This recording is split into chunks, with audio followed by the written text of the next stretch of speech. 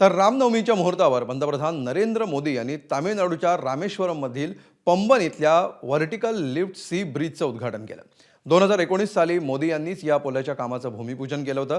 हा पूल देशातला पहिला व्हर्टिकल लिफ्ट सी ब्रिज आहे। विशेष म्हणजे हा पूल उभारताना अत्याधुनिक तंत्राचा वापर करण्यात आलाय। हा पूल म्हणजे भारताच्या समृद्ध अभियांत्रिकीचा उत्तम नमुना असल्याचं म्हटलं जात आहे। पंबनमध्ये उभारण्यात आलेला हा पूल आशिया खंडातील पहिला व्हर्टिकल लिफ्ट सी ब्रिज आहे। हा पूल मंडपमपासून रामेश्वरमपर्यंत उभारण्यात आलाय।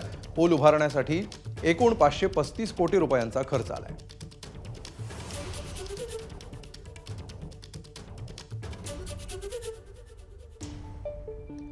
तर हा ब्रिज कसा आहे आपण बघा।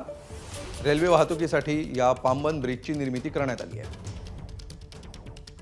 जुन्या रामेश्वरम ते मंडपम पुलाला समांतर असा हा पूल आहे। 2013 साली अपघातामध्ये जुन्या पुलाचं नुकसान झालं होतं, त्यामुळे हा नवा पूल उभारण्याचं काम सुरू झालं। डिसेंबर 2022 पासून पंबन ब्रिजवरची रेल्वे वाहतूक बंद होती। देशातला पहिला व्हर्टिकल लिफ्टिंग पूल अशीही या पुलाची ख्याती आहे।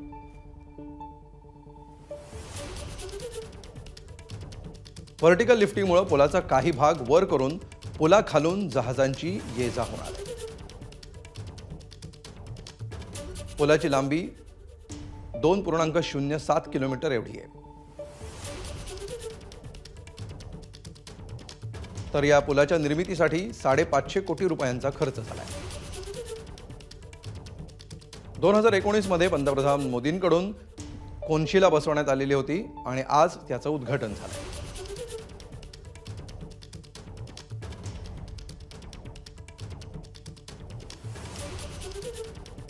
पुलावरून ताशी 50 किलोमीटर वेगानं रेल्वे गाडी आता धावू शकणार आहे।